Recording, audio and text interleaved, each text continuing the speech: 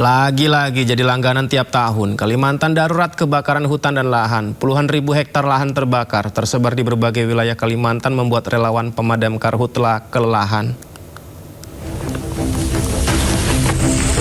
Keluar. Akibat kelelahan memadamkan kebakaran hutan dan lahan, serta terkepung dan menghirup asap pekat, dua relawan di Sampit, Kabupaten Kota Waringin Timur, Kalimantan Tengah jatuh pingsan. Rizky Mubarak, relawan ini bahkan terpaksa digendong. Korban pun dilarikan menggunakan ambulan ke Rumah Sakit Dr. Murjani Sampit untuk mendapatkan perawatan. Sementara Gusti, seorang petugas posko gabungan pengendalian karhutla, juga tumbang kelelahan akibat banyak menghirup asap pekat. Terlalu menghirup banyak asap dan ya lumayan jarak titik api cukup jauh dan besar juga apinya. Selama karhutla, para relawan ini jatuh bangun berjuang memadamkan karhutla, bekerja siang malam tanpa dibayar sepeser pun. Bahkan mereka membiayai sendiri kebutuhan BBM, makan, dan minum. Banyaknya titik api yang muncul membuat kebakaran terus meluas. Salah satunya di Kota Palangkaraya. Kalimantan lagi-lagi darurat kebakaran hutan dan lahan. Berdasar data BPBD, Kalimantan Barat jadi provinsi dengan luas karhutla terbesar, lebih dari 28.700 hektar. Kalimantan Tengah lebih dari 2.300 hektar dan Kalimantan Selatan 3.400 hektar lebih. Hampir sebagian besar wilayah di Kalimantan menjadi wilayah terdampak karhutla dengan masing-masing provinsi memiliki sedikitnya 3 wilayah paling terdampak. Kebakaran hutan dan lahan di Kalimantan mulai berdampak pada kehidupan warga, terlebih kabut asap pekat menyulitkan aktivitas warga dan membuat indeks kualitas udara memburuk. Rabu 19 Agustus, indeks kualitas udara di Kota Palangkaraya mencapai 487, masuk kategori berbahaya dan berdampak pada jarak pandang. Tim kontributor iNews melaporkan. Semoga segera padam ya. Pemirsa, kebakaran hutan dan lahan di Palangkaraya, Kalimantan Tengah kian meluas. Titik api baru maupun lanjutan bermunculan hingga mendekati permukiman sehingga membuat warga khawatir.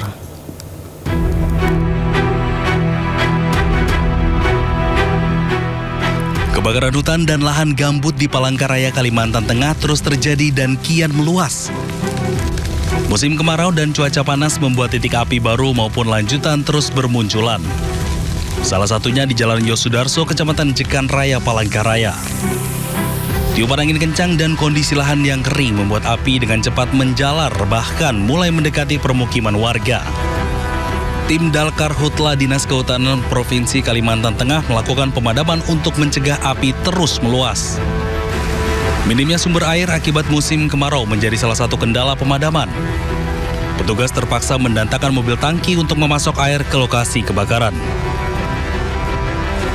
Khawatir sangat khawatir nggih. Karena takutnya kalau ini kan belum bisa nyala lagi itu loh Pak. Ya bisa-bisa kita bisa kena sampai ke rumah atau sampai ke tanaman. Kan ini kita pengusaha taman Pak. Itu apalagi kalau ratik-ratiknya itu, api-apinya itu yang terbang-terbang tuh bisa mematikan tanaman Pak. Kendalanya di lokasi air sulit, sedangkan kita mendatangkan tangki 10.000. Itu bisa memadamkan. Ini jaraknya dengan rumah warga berapa meter? Kurang lebih 20 meter. 20 meter. Berdasarkan data BPBD Kota Palangkaraya, hingga kini total luas lahan yang terbakar telah mencapai lebih dari 261 hektar. Kebakaran tersebut tersebar di 4 kecamatan dengan total 289 kali kejadian. Dari Palangkaraya, Kalimantan Tengah, Ade Sata, iNews melaporkan. Iran mengklaim negara bagian California menjadi wilayah baru negaranya. Hal ini dilakukan sebagai balasan atas aksi Presiden Amerika Serikat Donald Trump yang mengklaim Selat Hormuz sebagai bagian dari AS. Jadi kalau kemarin AS bilang Hormuz milik kami, kali ini Iran membalasnya California juga milik kami. Ya, salah satu akun media resmi Iran menyebut California sebagai bagian dari wilayahnya. Pemilihan California bukan tanpa alasan. California, khususnya Los Angeles, adalah tempat tinggal konsentrasi terbesar warga keturunan Iran. Menurut Iranian Diaspora Dashboard, ada sekitar 141.000 warga Amerika Serikat keturunan Iran tinggal di Los Angeles. Setelah revolusi Islam Iran pada 79, komunitas Iran di California Selatan berkembang pesat, di mana kawasan Westwood menjadi pusat utama diaspora Iran dan dikenal dengan sebutan Teherangels yang diambil dari penggabungan kata Teheran dan Los Angeles.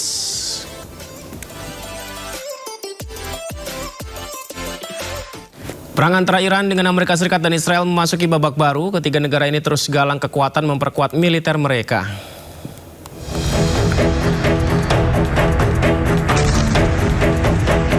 Perang Timur Tengah semakin meluas. Ketiga negara yang terlibat, Amerika Serikat, Israel, dan Iran, saling menggalang kekuatan.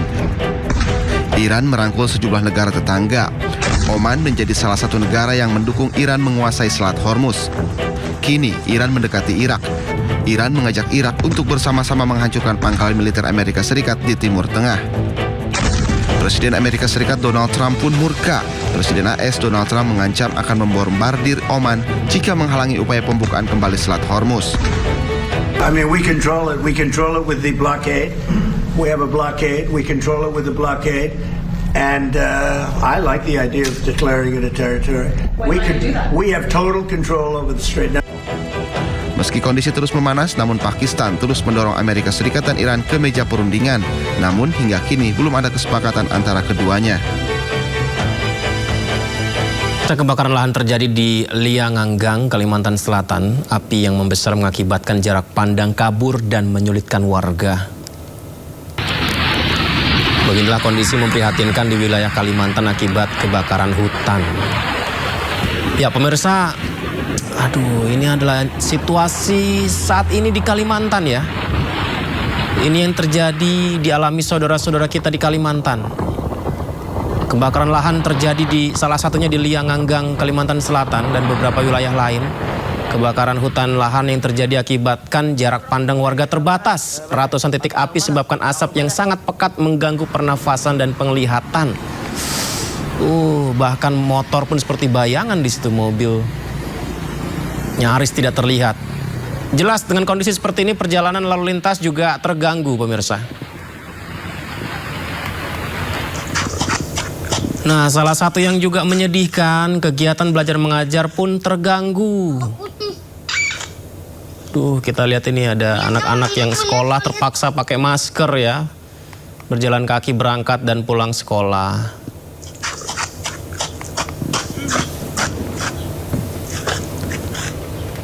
Rokok putih.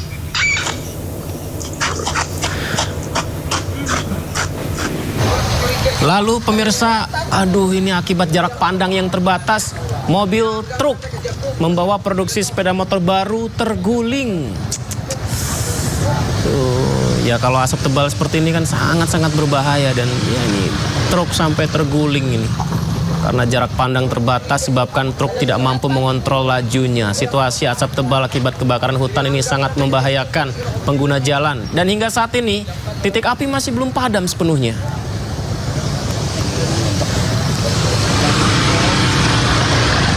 Dan kalau kita cek di Google Maps ya, Anda bisa lihat juga informasi terkait kebakaran hutan Kalimantan ini. Dari tayangan Maps tersebut terlihat titik api nampak memenuhi Pulau Kalimantan.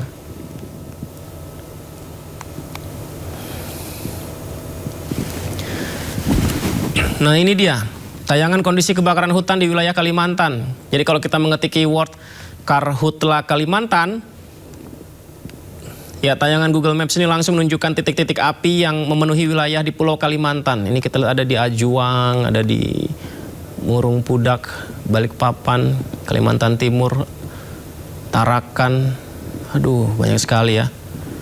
Nah, uniknya meski di pulau yang sama, ini Brunei Darussalam, lalu Malaysia, ini di situ belum terlihat ya titik api di sana. Mungkin tidak ditunjukkan karena ini objeknya adalah Karhutla Kalimantan, mungkin begitu ya, mungkin begitu.